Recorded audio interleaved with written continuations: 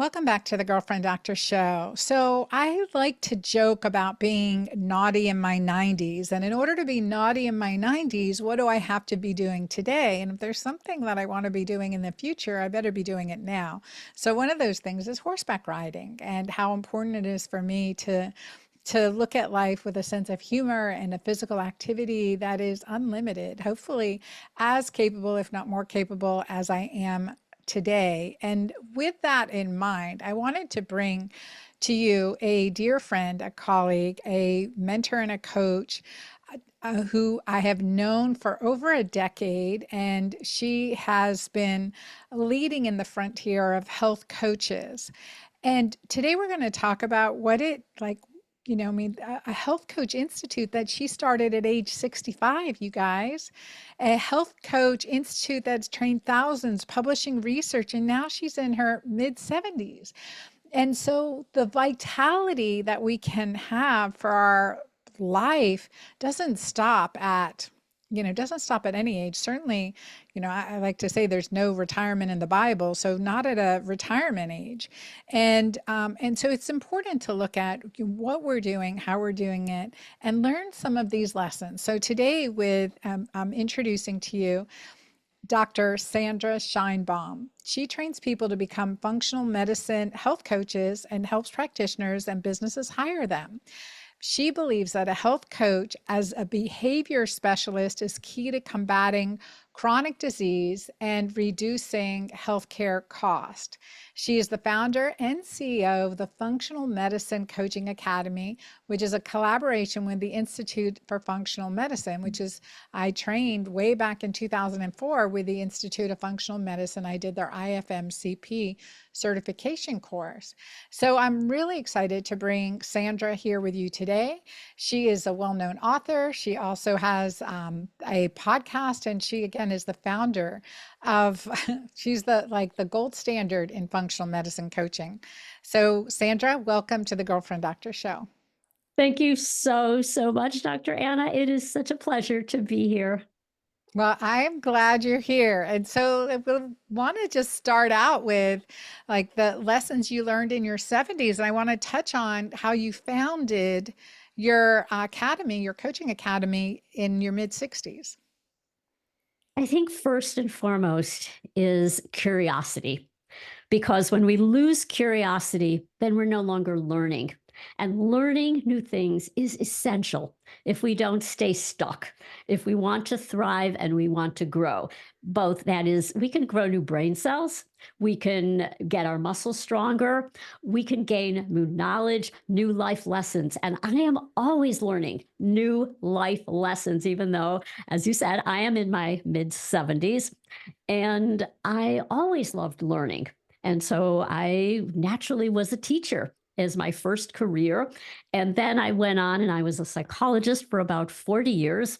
And then when I was 65 and my colleagues were retiring, and I was thinking about, should I just continue? And I had a practice. I was helping people with health. I was a health psychologist. And so I was helping people with physical conditions have a different mindset, offering hope, offering relaxation strategies. And people were coming to me and saying, what you do, like, this would be wonderful if you trained health coaches. And there were coaches who had been trained at other programs, and they were saying, we're just not feeling confident enough to go out and really be effective coaches. So we decided then to launch the Functional Medicine Coaching Academy, and it was a collaboration with the Institute for Functional Medicine. So they train the doctors like you, and we train the health coaches. So that was number one. Curiosity. And it was entering into this new venture with wanting to learn, because there were so many things I did not know. First and foremost, I did not know much about business. I had a solo private practice as a psychologist. And so that was easy. But when I talked about like hiring people, running an organization, and all of the different facets that went into starting a business, I had to learn. And so I joined mastermind groups. I hired people who knew more than I did in many of these areas. And so that was really, really important, keeping that curiosity, because we've seen as people get older, they stay stuck. They are not curious about meeting new people. Oh, I have my circle of friends. I don't need to go out and meet new people. I don't need to learn new things. I have my hobbies that I had for many years. But learning new things is always wonderful, and of course movement. I Zest is my character strength, so I am always moving. I'm standing while I'm recording this. I am always moving around, and that also equates to physically moving in the form of exercise. I do many, many different things throughout the day.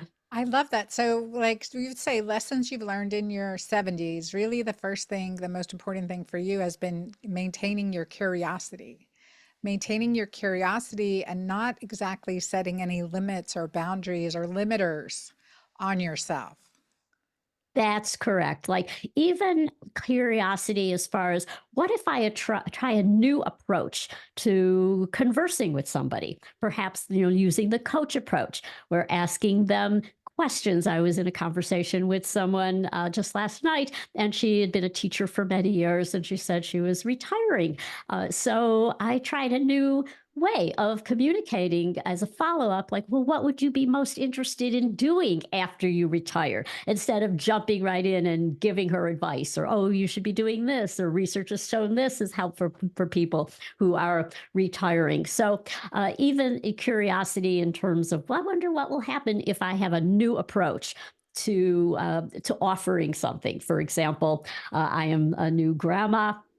I have twins who are now 18 months. And so with my adult daughter, sometimes well, what would happen? I'm curious to see if I, instead of making a suggestion, and of course, I want to avoid telling her how to parent, if I asked her a question instead. And so it's even things like that, but also curiosity in terms of, what are my limits? Like, I wonder if I was doing a pull up. I was at the gym, and I'm curious, could I go a pound heavier? I wonder if I could do it. And then, of course, setting the mindset of, yes, I'm really strong. I can do it. And then also, another thing that I have taught people for years, this comes from positive psychology: what was the worst thing that could happen? And in this case, I had to be really prudent to say, yes, I was doing it in assisted. And so if I can't make it, I'm not going to fall down to the floor. I have an assist where I could safely get off that position and not fall and hurt myself. Yes. And so did you ever face, because you do exude confidence ever since I've known you, you have this confidence about you. But were there things like with self-limiting thoughts that you yourself, like in menopause or perimenopause, that struggled with? Like, how did you overcome that? So I was very fortunate, when I was a psychologist. I trained with the late Dr. Albert Ellis, and he is considered one of the fathers of cognitive behavior therapy. And this is an approach where you catch your thinking and you learn how to think logically, rationally. And because we tend to upset ourselves, and I was doing this big time in terms of how I was speaking to myself. We call it self talk. I can't do it. This is awful. This is terrible. This is the worst thing. Elevating something that is relatively minor to a catastrophe. And then you start to dispute that with yourself, where you are focusing on perspective. Because in the big scheme of things, this is minor, this is inconsequential. Or you dispute it where you find the opposite. Let me give you an example. So you say to yourself, this is really awful. Like, let's say you made a mistake. Let's say I was giving a speech and I forgot what I was going to say, and I lost my train of thought. And I had that thought, which is your self talk. Oh, I'm really just not doing well here. This is horrible. People I'm just like really losing it right now. And then you stop and you focus on what would be the worst thing that could happen. It's basically saying, so what? So what if I made a mistake? So what if I forgot what I was going to say? Will I remember this in 5 years? What about in 10 years? Is this the worst thing? Is it worth dying over? They used to ask that question in cardiac rehab to help people with stress management, like to really take it down a notch where you say, yeah, it's disappointing. It's disappointing that this happened, or I would have preferred that I had a much smoother talk. Like, let's say I'm talking to you right now, and I could have that thought pop in, like, oh, I'm rambling. I'm really like, don't know what I'm talking about. And that's going to cause anxiety at Right. a very low level. You're going to start getting stirred up, and that's going to impede your ability to think clearly about what you're saying. And so there's all of these things that I say to myself that are putting it in perspective. Like often it is so what? Like it's what if? What if I don't do a good job? What if I lose internet right now? Or, all these things like, oh, this can't be happening. This is horrible. Or people will jump. I'll hear people all the time say, oh, I'm having the worst day, particularly with aging. I heard this with someone last night. Oh, it's just no fun getting old. And I want to stop them. And I want to say, I'm having fun, as opposed to anti aging. It's pro aging. I don't wake up every day and think about how old I am. I just look at the day with excitement. My mother used to say this: as soon as your feet hit the floor, today's going to be a good day. And then I learned that the great behavioral scientist BJ Fogg says that and advises people to say that. As soon as you wake up, today's going to be a great day. So you are programming yourself for It what you reminds me, want. yeah, it reminds me, Sandra, of my ex-husband. He would jump out of the bed and play that song, I Feel Good. And that was like, that's the song that was played. That's the alarm that wakes up. Yes. That's his attitude, hitting the floor in the morning. And I think that's just so beautiful. It's like, first of all, what's an alternate reality that we create ourselves? We can be based on love or fear, love or hate, the gratitude or greed. I mean, it's like the concepts, it's a choice. And what I hear you saying is that it's a choice, the choice to be curious, the choice to the positive self-talk that we can give ourselves. I mean, the self-talk, we have a choice. Is it going to be loving or is it going to be hateful? Is it going to be kind or critical? And I like that. And then there's I always say, like, right, I'm 57 now, I'll be 58 this year. The energy body is good, right? The energy body, like our energy body doesn't age. The spirit within us doesn't age. And in the terminology, when we use, the trend of anti-aging or age, like aging gracefully, the words we use like menopause versus the Japanese word second spring. I mean, changing the attitude around what we're doing is powerful. So I love those lessons from your 70s. And before I move on to my next question for you, is there any other great lessons in your 70s that you've learned that you want to share?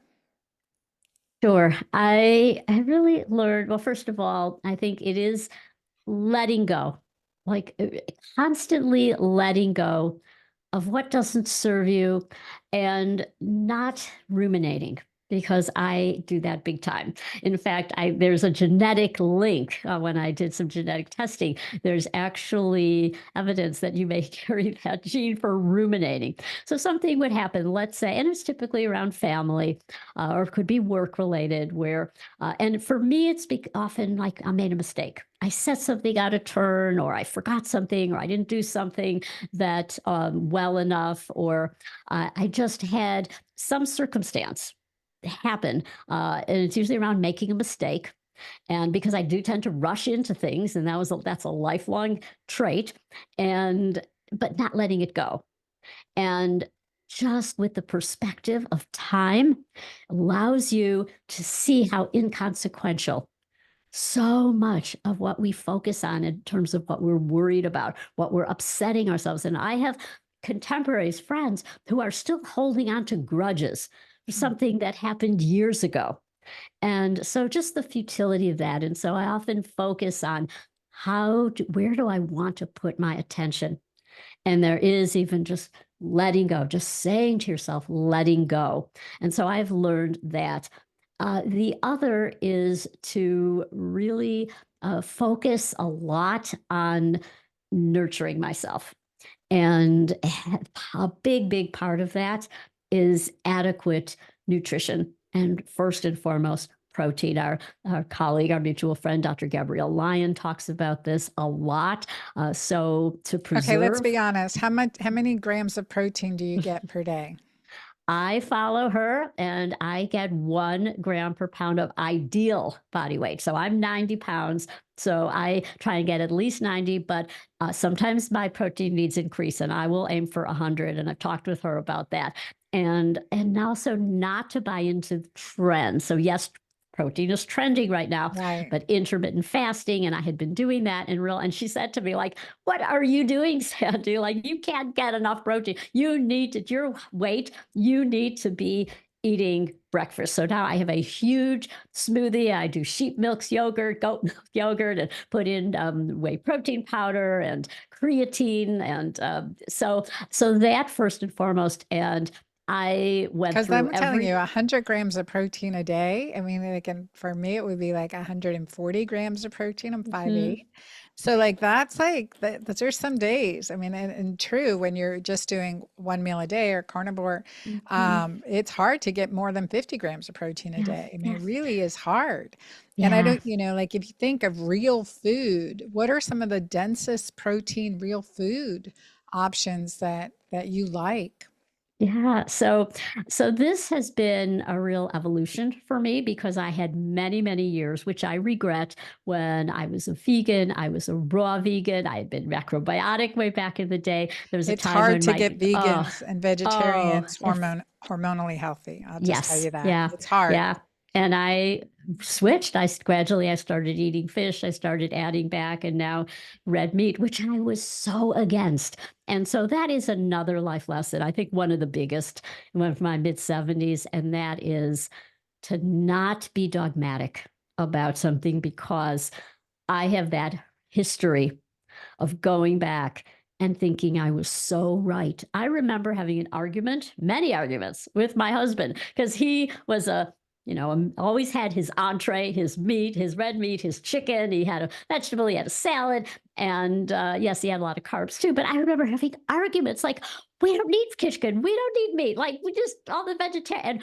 Fast forward, well, maybe his way of eating was more appropriate than what I was doing, and what I was forcing on our daughters was not so appropriate, because I was getting nutritionally deprived of certain nutrients. I was anemic. And so I did go back to eating meat. I've done a lot of teaching on nutritional psychology, and the psychology of eating also encompasses gender differences. And I see this from women all the time, particularly those of my generation and the generation but after that. Not so much with the very young women today, but uh, I see this with not ordering protein heavy at restaurants. Well, they'll, or like, I'll, and it to me, it still seems a little unnatural, because I would always just order a salad, and little protein on the, like, over the salad, little strips of chicken perhaps, or salmon. And that's what I see my friends doing. They can't get nearly enough protein. And so now I will order the big steak. And that, but if we look at gender differences, even like restaurants, like if you have I've in my day planned many bridal showers and luncheons. You never have for a ladies' lunch, big steaks, but the guys would go out. And of course, I'm talking about very traditional male female patterns here. So that's a caveat. But traditionally, you look at steakhouses, and they're dark and they're more so called masculine in appearance, as opposed to women's had these tea lounges, back in the turn of the century, on the 1900s. They'd have little cucumber sandwiches and very dainty, delicate food, because women were supposed to be dainty, and they weren't supposed to be eating huge steaks and going to the gym and powerlifting. So I think those traditions, especially in my generation, are still with us. And yeah, I'll go out to dinner with someone and I'll order, the big protein, big piece of fish or red meat, and they'll order a salad. Yeah, well, and that awareness, right? Because, Yeah. the lessons learned over time. And, on that note too, like the higher protein, which you may just give me a day of your protein. Just like you said, the morning smoothie and you're adding creatine to it, and I'm sure, protein powder. And then and so what a big steak sometime middle of the day, then what makes the rest of the 90 grams of protein?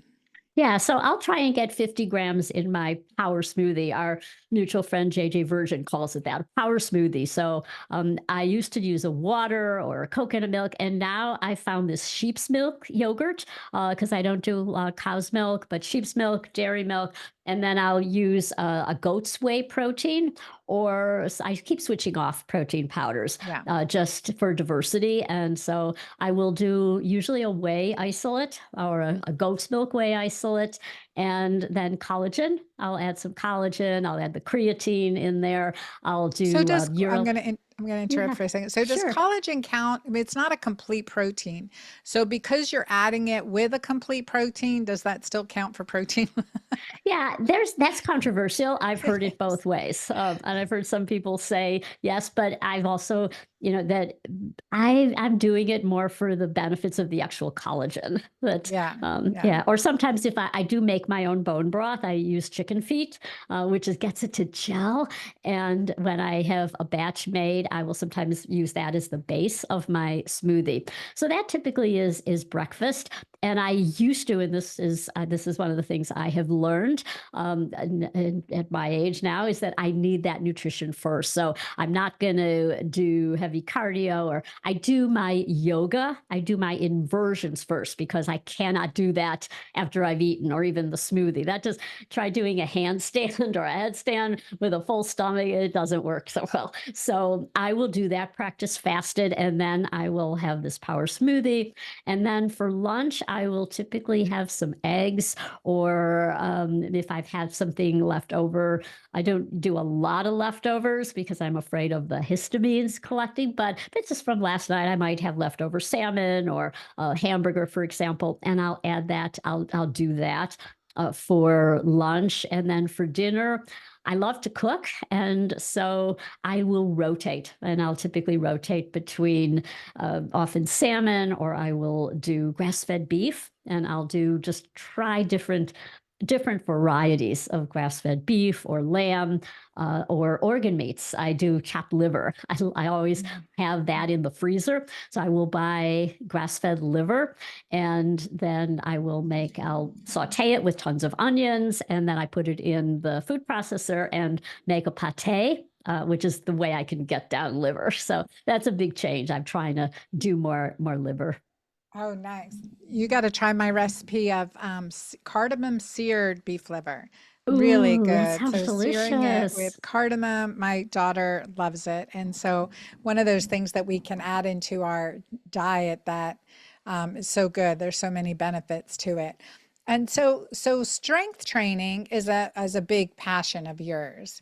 And here you are, mid 70s, strength training, and we heard you say you're doing pull-ups. And, do like give us some guidance on that. What have you found to overcome obstacles regarding that, and to continue being motivated? And what have you noticed? Yeah, so I like to mix things up, not put all my eggs in one basket, so to speak. So I started during the pandemic when I didn't have gym availability. I started doing a lot of push-ups. And it was curiosity. Oh, I wonder if I can do 50. Wonder if I can do 100. At one point I was up to 300.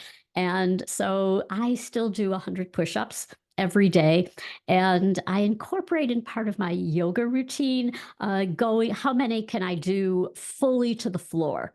And so I've worked my way up. This morning I did 17. So every time, and it varies every day. Sometimes I can only do 13. But today I got up to 17. So my next goal is, can I try 18? And I'll do it to failure, where I absolutely collapse at the last one. And that's what I've learned, that in order to really maintain and build muscle, you can't just do it passively. You have to do it to failure. And so heavy weights. But I'm really gun shy about lifting heavy barbells, for example, by myself, like at home without a trainer, without a spotter. So I do have a trainer that I go to, not regularly, periodically, and that has helped a lot. And I have something that I have invested in. It's quite pricey, but if it is in your budget, a tonal. And I would rather have a tonal than have a couch in my living room, because it allows you to increase the weight in 1 pound increments.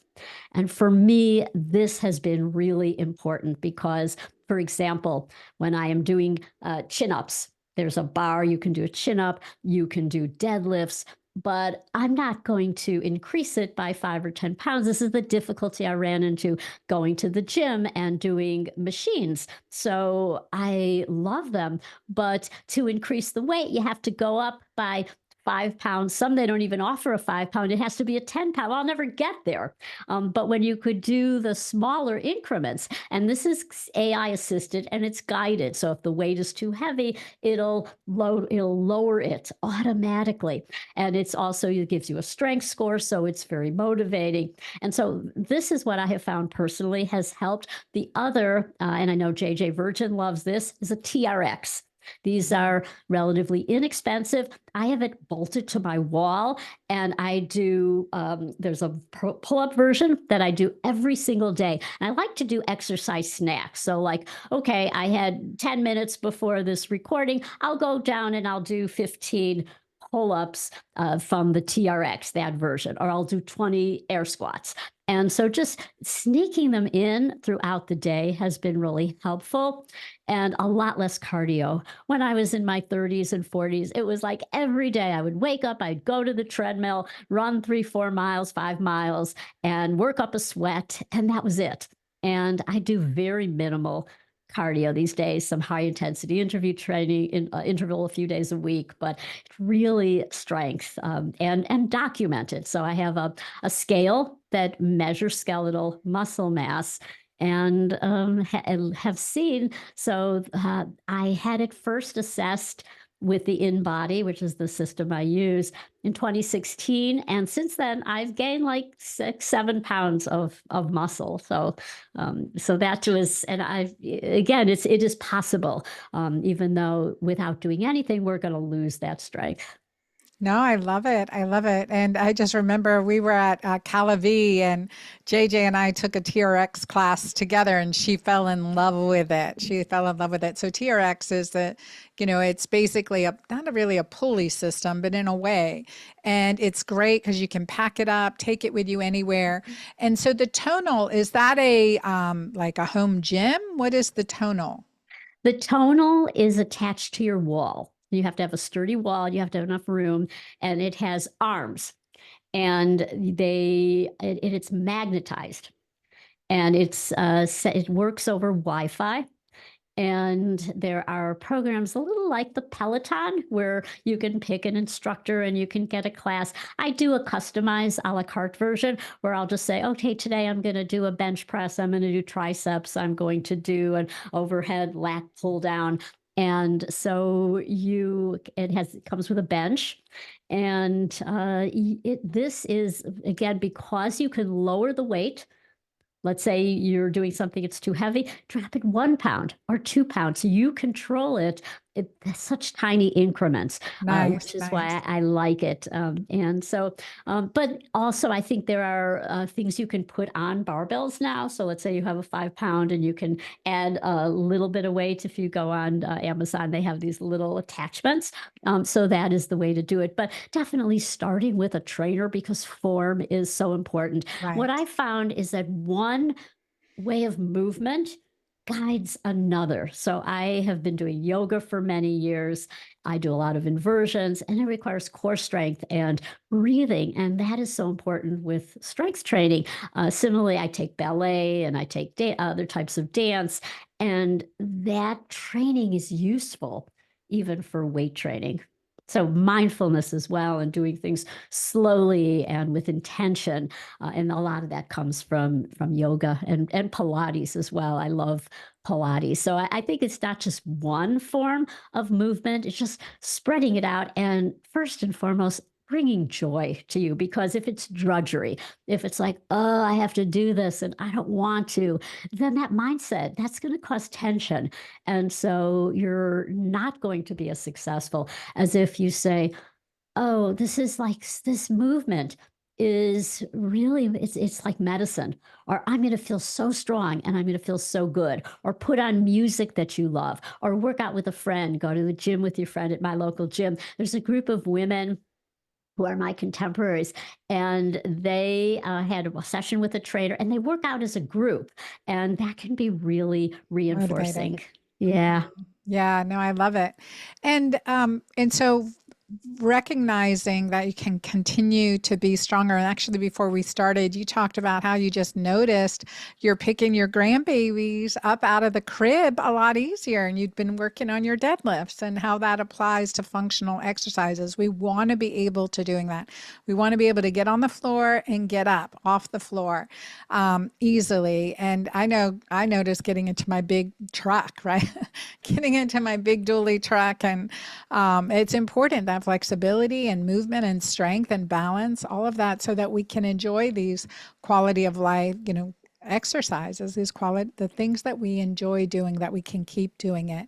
And my friend Christine Skidmore says, everything you do, everything you want to do, everything you want to do every day, do every day. And so that we're continuing to keep that active mindset. Now, finally, I want to talk to you about why should someone work with a health coach? As a physician, I use health coaches in our clinical practice at Carpathia and online. Um, sorry, let me just put a note here for the team to edit this out. Okay. As a physician, I use health coaches in my online practice and at my clinic at Carpathia Collaborative here in Dallas.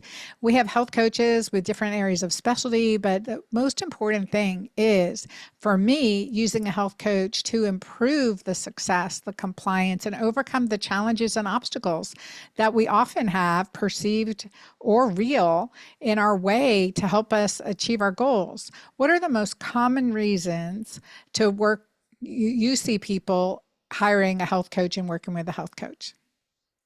It is both for improving your physical health and your emotional health. So we are seeing this acute crisis in terms of the rise of chronic diseases. And these are diseases driven by lifestyle, as you know. And people have good intentions, and it's not lack of knowledge either. So they could be listening to podcasts. You can Google, you can get a lot of information about what to eat. You can get information about type of movement, but how do you transfer your intention into actually doing it? Because there's so many things that get in our way, and you find at the end of the day, oh, I didn't get out and walk, or yeah, I'd like to do strength training, but I'll get around to it. Or you have a good intention in terms of what you want to eat, and find that, oh, the same habits have just kicked in day after day, and you feel disheartened. And so a health coach, the magic of health coaching is that it's not somebody telling you what to do. They're not those who are going to, it's your role. Dr. Anna is going to do the diagnosis, have a plan for you. But how do you carry it out when real life gets in the way and presents obstacles? And health coaches, it's completely what we call client centered. It means that rather than meeting with someone who's the expert telling you what to do, they're going to listen. They're trained in listening. And we all need to feel heard and understood and have that ally. And they'll help you start with wherever you want to start. And there's so much noise out there in terms of eat this, don't eat that. Every day there's a new study that contradicts the study that we had the day before. There's a lot of confusion. Health coaches help you sort that out and make sure you are in the driver's seat. What do you want to do to start with? And they support you unconditionally. And they're playing an increasingly important role with your mental, emotional health, which we have an even worse crisis. And unfortunately, we have a growing shortage of mental health professionals. Many are retiring and leaving the profession. There are long wait lists. Often it's not affordable. Coaching is accessible and affordable. There are groups. We have our coaches who are helping people in groups where you get support from other people, which is a fantastic way to get that kind of support to change as you are on this journey with others as well. And it is also, I might add, an incredibly rewarding career. We just graduated another class, and they all said that year with us learning to be a health coach was a personal transformation. And we're getting many, many people who are post menopause, who are often preparing for a second career, just like I did. And coaching is accessible. There are no age limits. There are no limits like you have to go back and get an advanced degree. And you can really serve population that is truly, truly needed because medical care is getting more and more challenging. You go to you try and get a new appointment with a conventional doctor. There's wait lists. There people are closing their practices. You go to urgent care and it's anonymous. They don't know you. They don't know your history. Whereas a coach is that stable person in your life that you can rely on to be your guide, your ally, your educator, your support person. I love it. I think that, I love using my coaches. They each add something. And again, it increase, like you could see me every week, but that's going to be, that's, not realistic for most people. Even so working with a coach to support the plan to, again, navigate the course and to motivate you along the way is just, it's powerful. That's the way to quick success. And tell our audience how they can find your health coaches. Sure. Well, you can go to our website, which is functionalmedicinecoaching.org.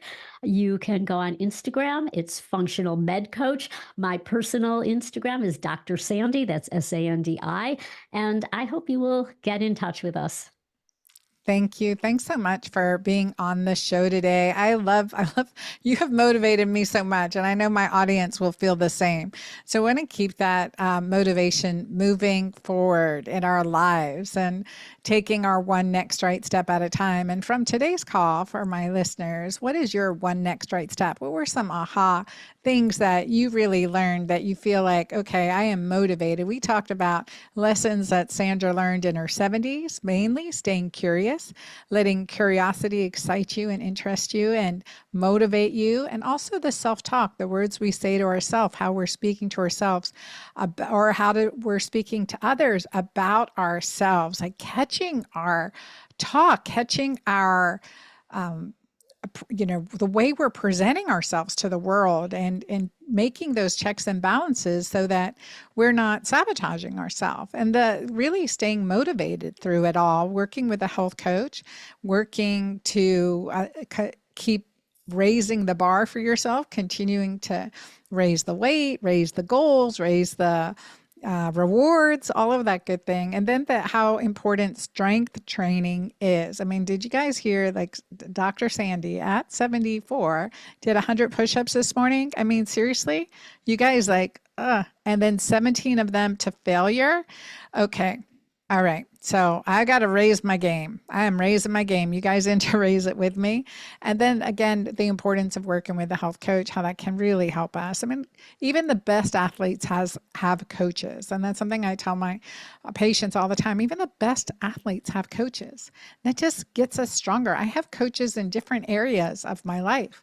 And so that motivating force to raise the bar, because the healthier we are, the healthier our life is, the healthier our relationships are. So I know those times where I cut the budget on my coaches or my trainers, and it just, for me, it sends me into a negative spiral versus when I'm on. And I'm making sure that I'm hitting my targets, hitting my goals, and continuing to reevaluate that. there's no going backwards. There's no giving up. And we want to be not naughty in our 90s, you guys, naughty in our 90s.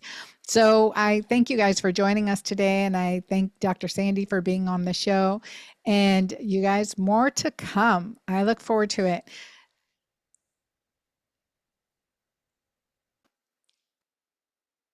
And one final thing I want to say today is that you are worth it. You are worth investing in yourself. You are worth not giving up on. You are your own best coach most of the time. And sometimes we need that extra help. I know I do. And so, what comes up for you? Please let me know. I want to hear about it. Put a comment in or ask a question. I read all of them. So please let me know. And then also to update you currently with our desire as a company, and certainly my desire to empower you with your hormones, I'm doing a hormone masterclass. And I will be talking about some of the key obstacles that get in our way, how to overcome them and achieve hormone balance because it takes more than hormones to fix your hormones. So go to dranna.com/hormone masterclass and sign up now. Hope to see you there. Till next time.